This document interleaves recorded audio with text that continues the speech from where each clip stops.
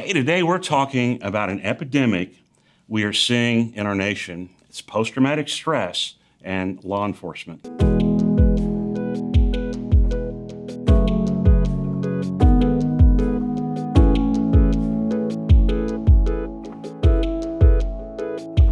Hi, I'm Dr. B, and I want you to fully enjoy life and experience the freedom that God desires for you and especially those around you. Well, today I feel very privileged to have a guest on the show, Chief Dave Ogden, who is the Chief of Police at the Windermere Police Department in Florida. He has a great background in law enforcement, but I also call him a good friend. So welcome, Chief, and thanks for taking time to come and being here and talking about these very important issues. First of all, just tell us a little bit about your background, your training, how long you've been in law enforcement. Well, we'd be here all day if I talked about that because it's been 3.5 decades, a long time. Sometimes I think back and I'm like, wow, how did that happen? But yeah, pretty much my entire adult life I've been in law enforcement. Started with the Orange County Sheriff's Office in 1986. And I was so blessed to have a great career there and did everything. I started in corrections, actually, in the jail. I did patrol work. I did undercover work for many years. Got to really work some cool things like outlaw motorcycle gangs and all that kind of stuff. Did patrol. I moved up to chain of command.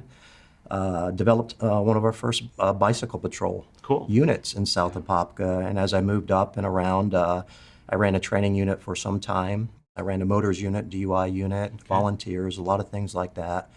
And then as I moved up the chain of command, I got placed in locations such as Sector 3, West Orange County Patrol, the DUI unit, as I already spoke about. And then after that, I finished my career there as the director of the Central Florida Intelligence Exchange, working Homeland Security, information sharing and collaboration for the security of our neighborhood, which is Central Florida, with the Criminal Intelligence Unit and the CFEX Exchange, as we talk about it there. So after I left there, I'd always wanted to leave a larger agency. Sheriff's Office is the 10th largest agency in the country, and it was pretty big. We had bells and whistles and everything else, and I had an opportunity. As you remember, there were a lot of things that were going on in my life to take on and put in for a small police department, which was the Windermere Police Department. And I did, about 140 applicants, and I was blessed enough to get the position there. And that position there is an entire story in and of itself. Right. It's a God story and a lot of trials and tribulations and leadership through adversity there. But I've been there for 8 years. I'm so blessed. We have a great team, great group of folks. We had lost an officer in the line of duty at Windermere, first one that was lost there. I had experienced that several times. Robbie German. Yeah. We just dedicated a post office to him the other day, and I experienced that in the sheriff's office multiple times. And I have experienced my own personal tragedy and loss, as you know. So I really feel God uniquely placed me in that position, and it prepared me all those years. And I didn't realize that until later on, that had happened. And that God had built me up and for this position. So it's a really cool story. Cool. Well, I know that with your background, and you've seen so much in law enforcement, that what we're hearing now quite a bit is that so many police officers struggle with post-traumatic stress. And I want to talk a little bit about that because you've seen it and you've experienced it some.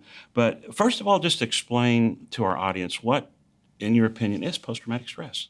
Well, that's good, because we can go to the academic version of this and read all these great, what it is there. But it is what it says. It's post-traumatic stress.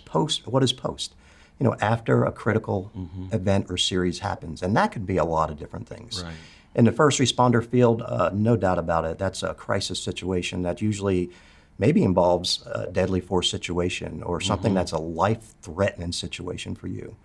It also can be an incident that you respond to that is just such a violent, difficult situation to watch and see, such as the death of a child, the death of a person, a death of a person during violent crime, like we had one in Windermere, just a horrific scene to kind of see.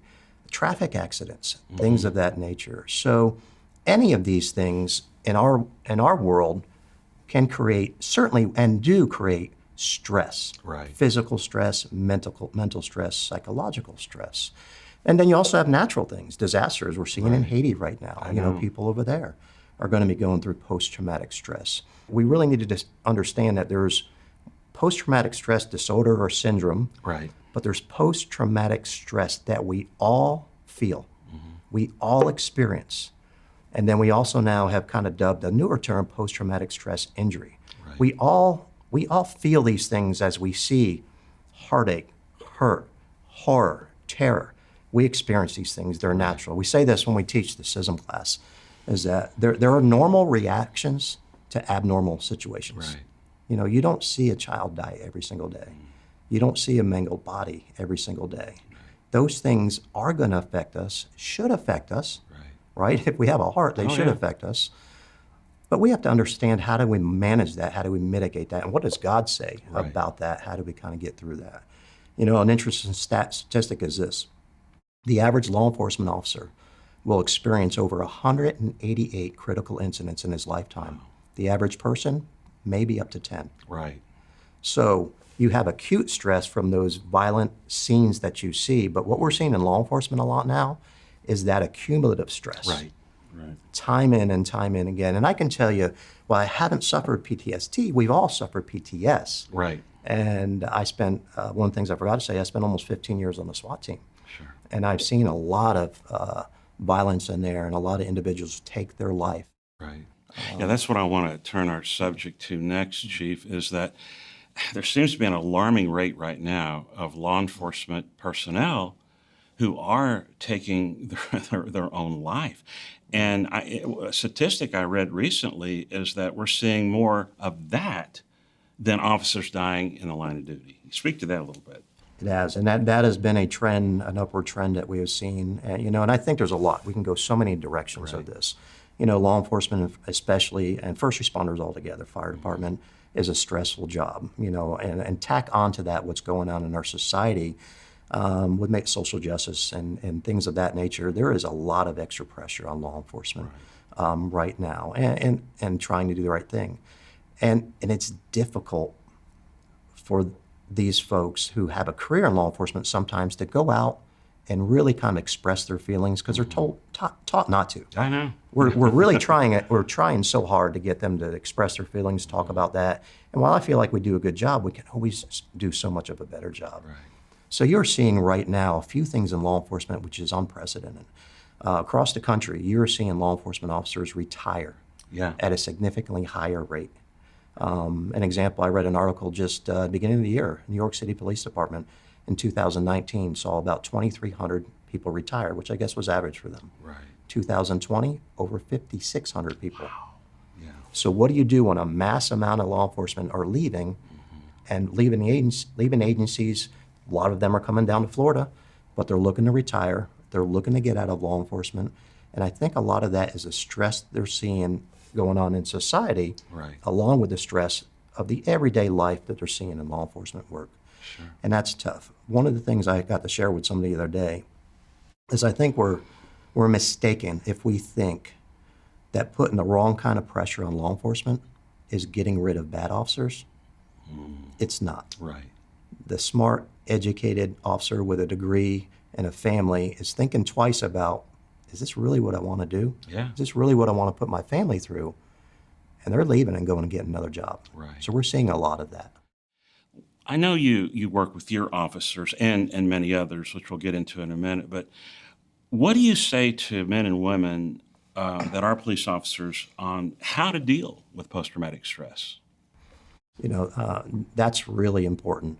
I think one of the things that we do well now is we created this peer support program. Exactly. I know you and I have worked with the Hope Center and done some training. I'm one of your peer support trainers over there. Law enforcement and first responders are a very unique field. You know, you can go into a room with these guys and they'll be laughing and joking about things that other people may think are not funny. Right. but that's just a way and a mechanism for them to kind of get some release. So peer support is extremely important. Being able to talk to another officer who is experienced and is educated and who actually has a good balance on everything that's going on can really talk you through that. The other thing, you know, along with that, I do want to kind of mention, law enforcement has done what they believe is a good job. We like to check boxes. Yeah. Right? So, if Dr. B, if you're one of my police officers and you're showing some signs of distress and not doing your job, I'm going to send you to employee assistance program. Okay. And you're going to go see a doctor and you're going to see him for 5 times. Well, what I've experienced over the last decade and a half at the sheriff's office and here is we've sent officers to people that are just not trained Right. to deal with first responders. They really have no clue about the first responder life. So that's a real concern, and I think that's why the peer program is so important. Okay. The other thing we're doing very well, and we created in West Orange County, is the CISM training. Right. I think you remember when Robbie was killed, I asked you to kick off our CISM debriefing. But having debriefings over critical incidents is so important, and we did that, about a year ago. We had, unfortunately, a horrible double homicide in the town of Windermere. Yeah. And we had a debriefing. And this is an opportunity for law enforcement. They're used to debriefings. We call them debriefings, hot wash, critical stress. And these officers can get into a room and they can fill the gaps on a lot of things. Right. What happened over here? What did Dr. B see versus what did Chief Ogden see? Why did the chief make this decision? Because that really made me mad. Yeah. Officers like, I just wanted to kill that guy. Can you Yeah. believe what he did to these folks? So we have to have this hot wash to get these officers to be able to express their emotions and feelings and get them out. Because a lot of times they're just these fleeting emotions and feelings. They don't know what to deal with them. Sure. But then the next thing that we do, as you know, is we explain to them what they can expect. You should expect for maybe 2 weeks that you're going to have sleepless nights. Yeah. You should expect that you're going to have memory recall. You're going to see maybe a horrific scene in your mind, and that may last just a little bit longer. You're going to see these things. You're going to be irritable. You're going to be this.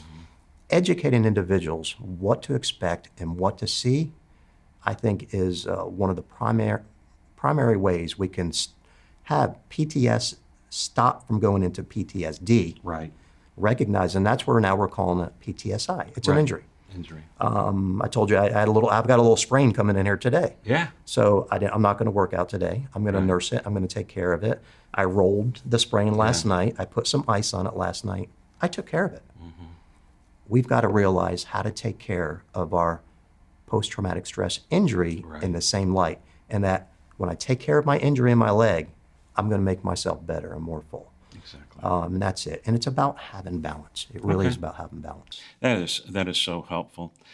Another subject I would like to hear from you is, without all the politics involved, but how can the average citizen out here support your police officers and those first responders that they run into on a daily basis? What's the best way a citizen can help?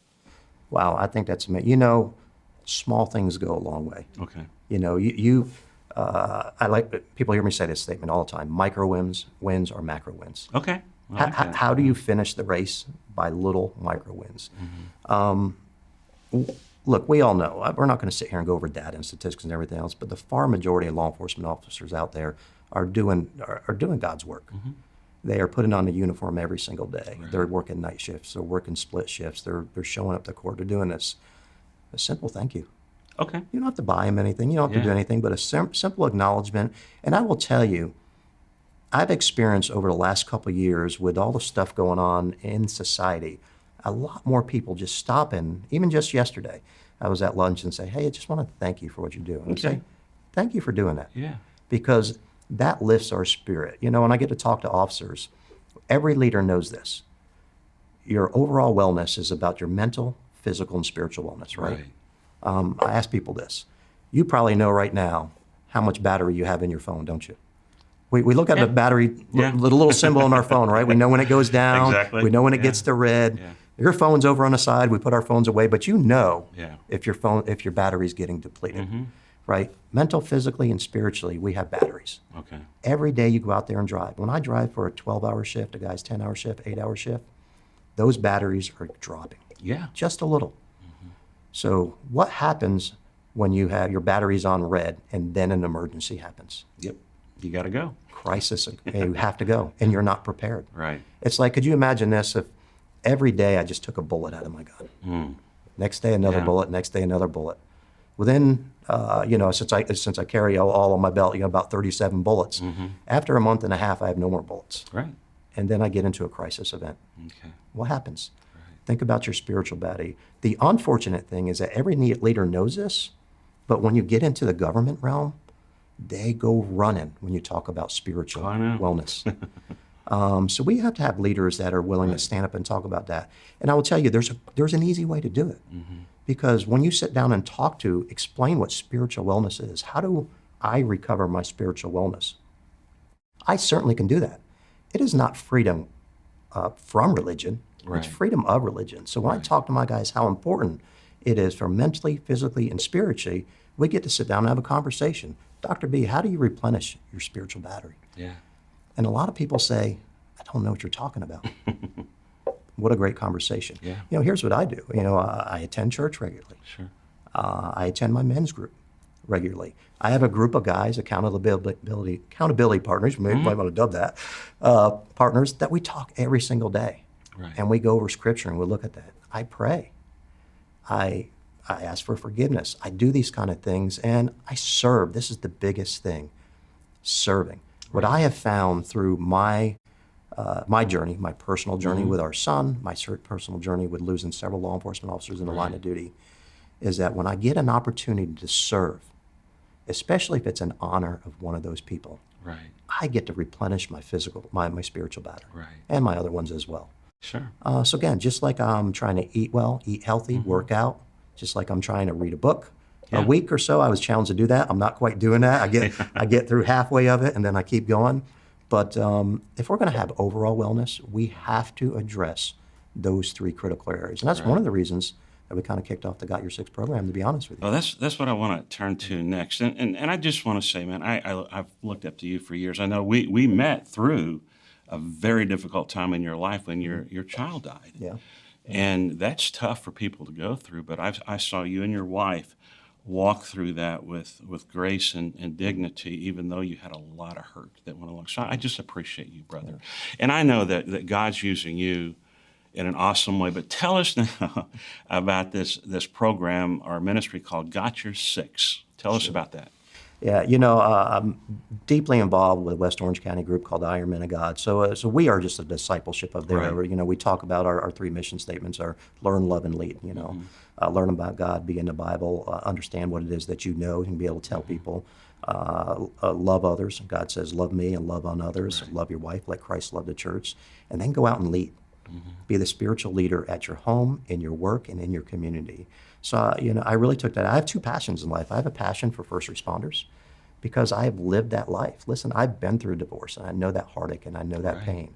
And as we went through our tragedy with our son dying, we watched him, as you know, die for almost 3 years.